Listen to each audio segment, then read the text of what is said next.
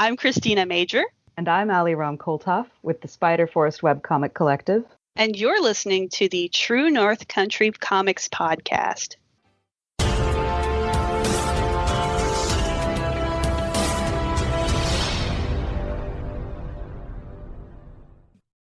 Welcome to a special edition of the True North Country Comics podcast, dedicated to promote Canadian comic book creators and supporters. It's May 12th, 2021. I'm John Swinimer. If you want to drop me a line, you can contact me at john@truenorthcountrycomics.com. These podcasts are published to celebrate the exhibitors of this year's virtual edition of the Toronto Comic Arts Festival. TCAF is an annual event gathering comic book creators from around the world to promote broad and diverse voices towards a betterment of the medium of comics through panels, keynote exclusives, and just basically enjoying the fun of comics. On this episode, I chat with Christina Major and Rom Colthoff about SpiderForest Collective at TCAF 2021. This podcast is available on Apple Podcasts and Google Podcasts, and it's also available on the True North Country Comics channel on YouTube. I invite you to like and subscribe. SpiderForest is an international webcomics collective with over 100 curated, high-quality, free-to-read stories across genres and styles. All SpiderForest comics have one important thing in common. The creator's vision comes first.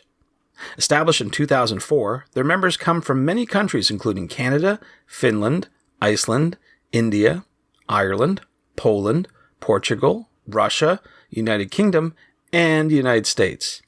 SpiderForest features artists and writers with decades of experience as well as new voices. The collective fosters inclusive, self-sustaining volunteer community, is focused on peer support, collaboration, and a passion for excellence and growth in comics.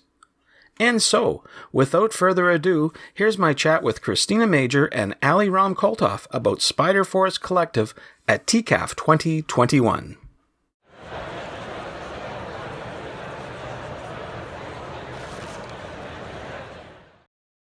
Christina Major and Rom Colthoff, thank you very much for being here talking about SpiderForest Collective.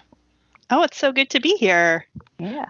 Thank you for your time. What I normally do to start off the interview is ask creators about their first comic book. So I'll ask you each, what was your first comic book? And do you remember what that might have been? I'll ask Christina, you if you could go first. Oh, gosh. Okay. So there was a comic adaptation of Legend of Zelda: A Link to the Past that ran in the Nintendo Power magazine. And it was done by Shotaro Ishinomori.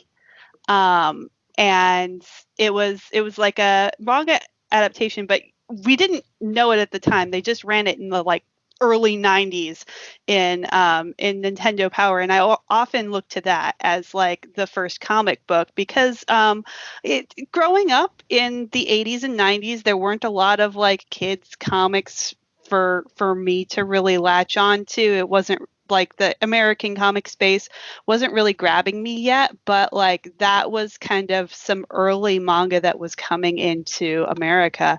And so that was really inspiring to me. I was glued to those things. And then later that became manga. And when webcomics were a thing, kind of got into webcomics too. Cool. How about you, Ali? What was your first comic book? So I have kind of two answers to this one because the choice that I always go to when thinking about comics that inspired me early on, Inuyasha is kind of my go-to answer because that was what got me thinking about making comics, and it had a big stylistic impact on my work. But my actual first comic was a big trade paperback omnibus of The Return of Superman from 1996. Wow. I got a hold of this when I was probably a little bit younger than the recommended age for that comic and just became obsessed with it and paged through it so many times and tried to trace the characters. It was just, I don't know, I found it fascinating. Cool. Since then, I've been reading a lot more. My tastes have changed towards manga and so on, but that definitely whetted my appetite for comics as a visual medium early on. Oh, those are both great starts. And as you mentioned, Ali, you're definitely influenced by newer work. So I'm wondering if each of you could comment about who or what influences your work today. And maybe, Christina, you could go first again. Oh gosh. I mean, I'm part of the SpiderForest webcomic collective, so I am literally surrounded on all sides by so many amazing artists. I could not like single anybody out. It's just yeah, there's so much in the world of indie comics right now that really inspires me. Okay, that's fair. That's fair. How about you, Ali? It's also a really tough call. Let's see. To name a couple of really cool comics off the top of my head, I really love the comic Unsounded by Ashley Cope. Or That one's gorgeous, yeah. Yeah, or Soul to Call by Rami Rin on Twitter. They're both super cool stories. I don't know. I read so much stuff, though. It's very difficult to pick anything out. I bet. Yeah, no, that's very tricky. That's for sure. So we're here talking in the context of the Toronto Comic Arts Festival. So I'm wondering if you both have any favorite convention or festival moments. And maybe I'll ask Ali, you first. Boy, TCAF has always been my absolute favorite convention, basically anywhere. It helps that it's local, and I can usually bike to it. Just the people that I meet there. There's always these. It brings people together like no other time of year. A lot of my favorite convention memories are actually kind of more related to stuff that happens slightly off the show floor, like just getting together big groups of people, going out and exploring the food scene. Yeah, it's a wonderful time of year. Absolutely, I agree with you. That's for sure. How about you, Christina? Oh gosh. So I haven't made it physically to TCAF yet. It was supposed to happen last year, but all of the pandemic stuff made me have to cancel. I was very sad about that. But Emerald City Comic Con is definitely one of my favorites. I'm super looking forward to going back there when that's safe again. And yeah, there was. It's so fun to meet people, so fun to talk to people, and you just get the really fun convention stories. Just like most random stuff happens at conventions. Some of my merchandise, I had like little animal buttons and that I'd stuck googly eyes on. So I had these little googly eye buttons, and people loved them. And I was setting up one morning, and one of the other vendors from the exhibit hall floor came up to the artist alley, and they're like, "Was it you?" And I was just like, I don't know you, and I don't know what you're talking about, but maybe, I don't know. Yes, no, what happened? And she's like, I work at one of the exhibitor booths downstairs, and we found googly eyes on our banner, and she shows me this picture of their like back banner, and this big old muscle guy from some video game is there and two big googly eyes over his eyeballs, and I'm like, that was not me, but that is hilarious. So yeah, I'm kind of known as the googly eye person. I promise I am not doing googly eye vandalism, but I always appreciate stories about it, and I love when people tell me their stories of googly eye vandalism. Oh, yeah, lots of good stuff at shows, that's for sure. Yeah. So you're both members of the SpiderForest Collective, and as I mentioned before we started, I interviewed Kristen Kimmel Evans, who's also part of the collective. But can you tell me a bit more about this group, what they're all about, and why are you enjoying it? Sure. So SpiderForest started off in 2004, long time ago in internet dog years.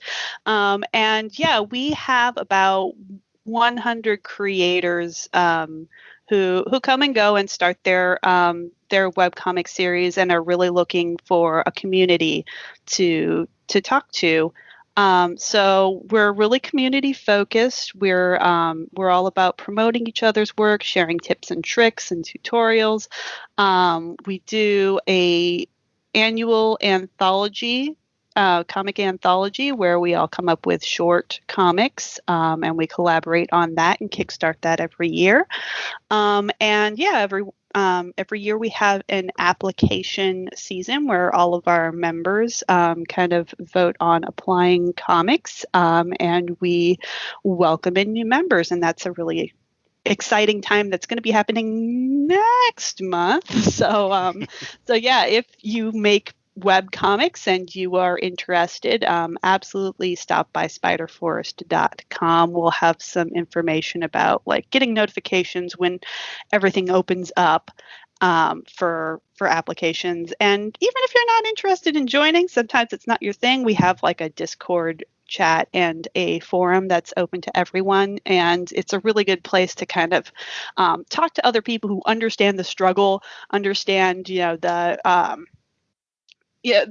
unique merging of writing and art, because a lot of times in comics, in the comic industry, those two things are very separate. There's like 2 or 3 people like kind of doing the art or the writing or both, and so you have these teams. But in the webcomic world, it's often just you and maybe a partner.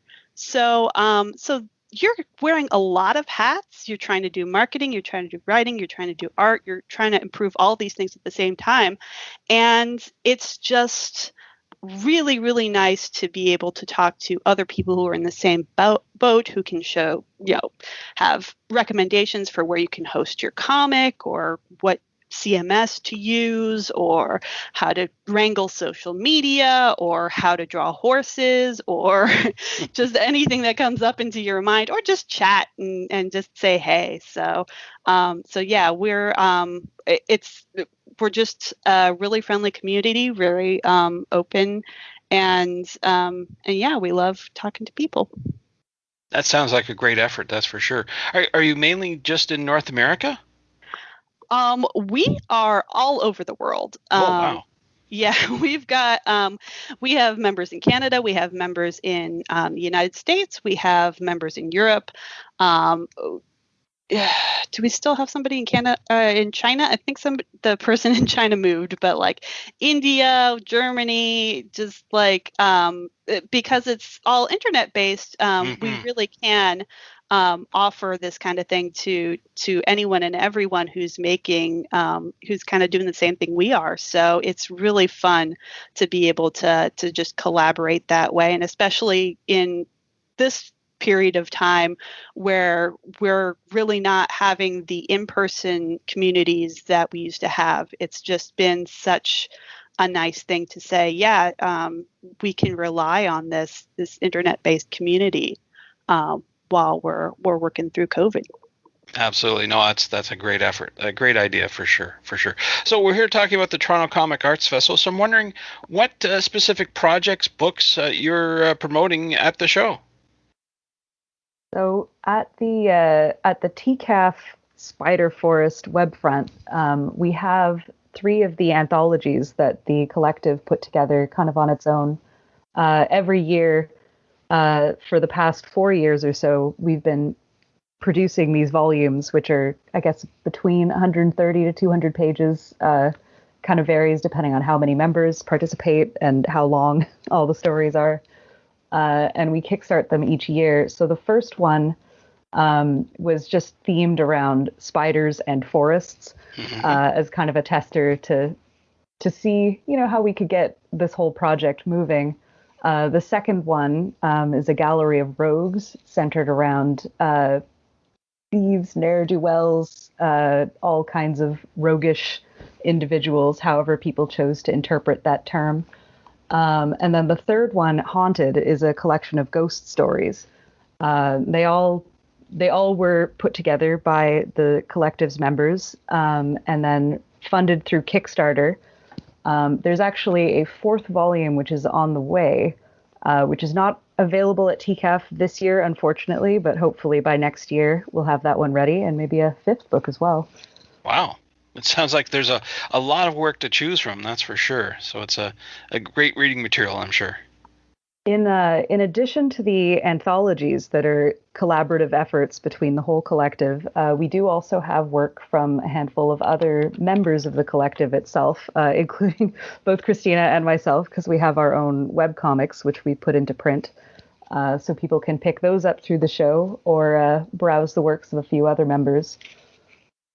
Very good, very good. Want to just change topics slightly and talk about the tools that you use to create your art. I'm wondering if you're a traditional or digital artist. Maybe I'll ask you, Christina, first.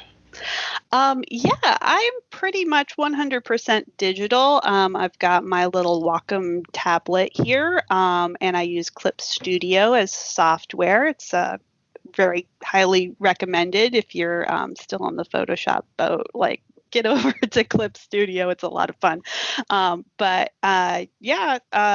Just basically all digital for me. Cool. How about you, Ali? I've worked in a bunch of media over time. The work that I have available on the TCAF page is my first webcomic called Geralt. And that one was actually done completely traditionally using a brush pen and markers to do all of the tones. So it's a monochromatic art style. That one, all the pages were drawn by hand on paper and then scanned in and touched up digitally before putting them online. For my new webcomic, because Geralt is a completed story, which I wrapped up a couple years ago, I started a second webcomic, and that one is 100% digital. I'm doing it in a combination of Clip Studio and Photoshop using a Cintiq monitor. Oh, very good. I would presume, now this is just me being ignorant, not knowing, but with webcomics, I presume that there's a steady pace that you have to maintain in order to get your webcomic up on a regular basis, and that perhaps digital might be the easiest way to do it. Is that a fair assessment? Yes and no. Since I've having done both, I feel like they each have their own merits. Digital is definitely a lot of fun to play with, like colors, and you have a lot more editability. But traditional has some advantages. My favorite thing while I was working on that first comic was that I could bring the sketchbook that I was working in absolutely anywhere and just work on it, like, on the bus, in waiting for appointments, at the back of the classroom. It was very versatile, and I could kind of fit in a couple of minutes here and there all throughout the day, which made it not feel as much like work. But at this, I feel like that particular advantage is something that digital is starting to catch up on, though, especially with all these new tools like the iPad Pro that a lot of artists I know are starting to use. Mm-hmm. So it's a mixed bag. Okay, no, that's fair. That's fair assessment. I know that there's some folks who have still, balancing both, depending on what the need is. So kind of interesting to hear what you have to say about that. So you've both been involved in making comic books for some time. So I'm wondering if pretend we're at a show and someone came up to you and said, I want to get into making my own comics. What advice would you give to them? Maybe I'll ask you, Christina, first. Oh, gosh. I mean, just get it started. I think there's a lot of hesitancy when people are trying to, and especially in the world of webcomics, which is often the context I hear this question.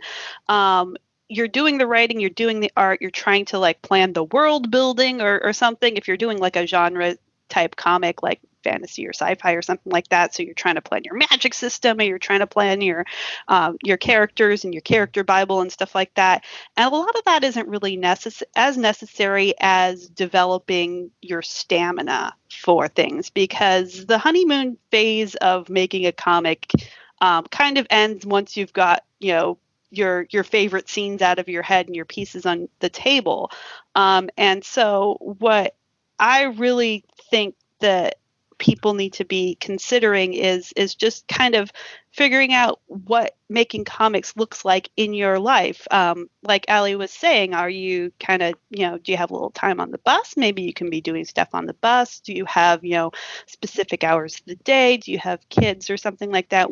Where does making comics on a regular basis fit in your schedule? So think about that and then kind of plan like what you can do around that. But then also just once you have that as a routine, then it's easier to continue after that whole honeymoon phase ends.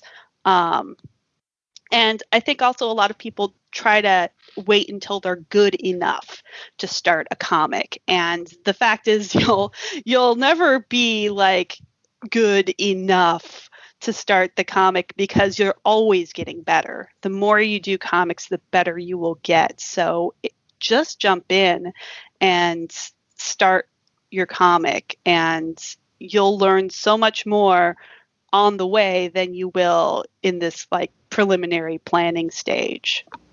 Okay, good advice for sure. How about you, Allie? What would you say to someone?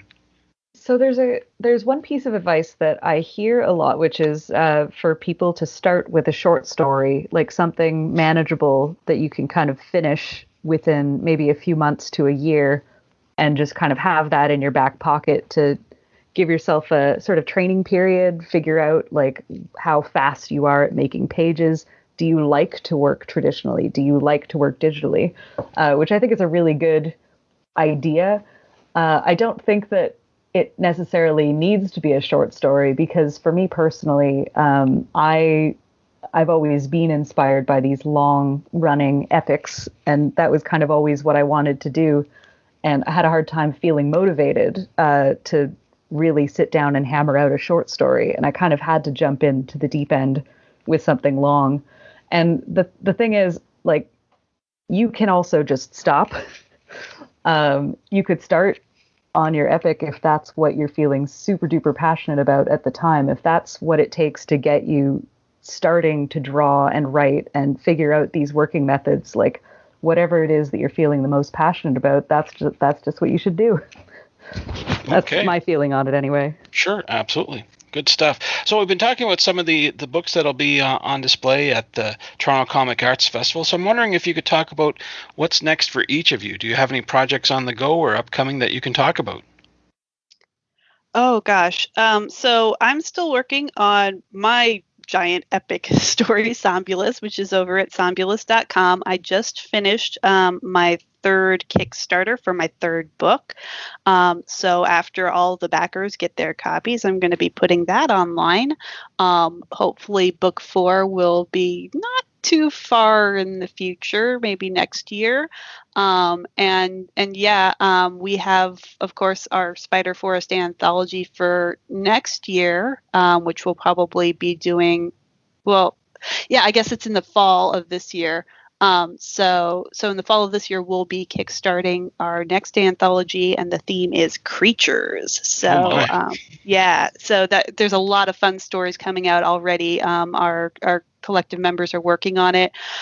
Things are looking super gorgeous. Some of us really, really, really know how to draw animals. Oh my goodness, I'm so jealous. But yeah, some of them are spooky stories. Some of them are like creepy animals, and some of them are really cute. So definitely hop in if you are a fan of creatures. Sounds good. How about you, Allie? What's next for you? What is next for me is working on more chapters of my ongoing, extremely long webcomic, Witchwood, which is just hitting chapter 7 on the public website, and I'm about to start work on chapter 10 in my buffer. Very good. So we've talked about being at a convention, how it's great to network with people, but it's also good to buy books and explore new things. So I'm wondering where you'd recommend people go to buy your books and the books of SpiderForest Collective. So SpiderForest, I believe, has a Gumroad store whose URL I can. It's gumroad.com gumroad.com/SpiderForest, I think. Okay, so the anthologies should all be available there. The fourth one should show up as soon as it's finished going out to backers, and yeah. Sounds good. And I presume that you each have your own social media or web presence. Where do you recommend people go to find out more about each of you? And ask Christina first. Sure. You can go to somnambulist.com to read my comic online. It's publishes a new page every Tuesday and Thursday. You can also find me on Twitter, Tumblr, Instagram at Delphina2K. Great. And how about you, Allie? Where can people find you online? All of my comics and artwork is linked off of a hub page called sevensmith.net. It's a 7 spelled out, not like the numeral. And on social media, I am Verathane almost everywhere. Very good. Very good. Well, those are all the questions I have for you, but I'm wondering if there's something I didn't ask that you'd like to get across in this interview. Make comics. I think we covered make comics, but definitely make comics. Also, check out SpiderForest. I think we briefly mentioned, but we're going to be having an application season in June. We love talking to people about their comics and giving them advice or feedback or just morale. There's so much about webcomics that often goes overlooked in more traditional areas. So just know that you're doing a really special thing. You're doing a very difficult thing when you make a webcomic, and there are resources out there like SpiderForest and other things to help you on your way. So you are not in this alone. Great. Oh, good stuff. I did think of one other thing, which is that on Thursday, we're going to be having the TCAF open panel thing. Oh, yes. Yes. So if people want to check out the TCAF Zoom panels that are happening on Thursday in the evening, Eastern Standard Time, I believe, SpiderForest will be available for question answers or anything people want to ask.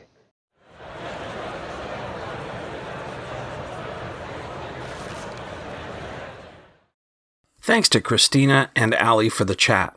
You can discover more about SpiderForest Webcomic Collective online at spiderforest.com. You can discover more about Christina Major on Twitter at Delphina, 2, the letter K. You can discover more about Allie Rom Colthoff on Twitter at Verathane, that's Varethane, and online at Witchwood, that's Wychwood, .sevensmith.net. And thanks to you for listening to the True North Country Comics podcast. If you haven't done so already, please subscribe to and like this podcast on Apple Podcasts, and please leave a good rating. Also check out the TrueNorthCountryComics.com website and follow along on Twitter at True North Comics. True North Country Comics is now on YouTube. Please like and subscribe to that video channel. Please send your feedback to John at TrueNorthCountryComics.com. Thanks again for listening, and come back soon for another episode. Bye for now. True North Country Comics Podcast is copyright True North Country Comics, copyright 2021.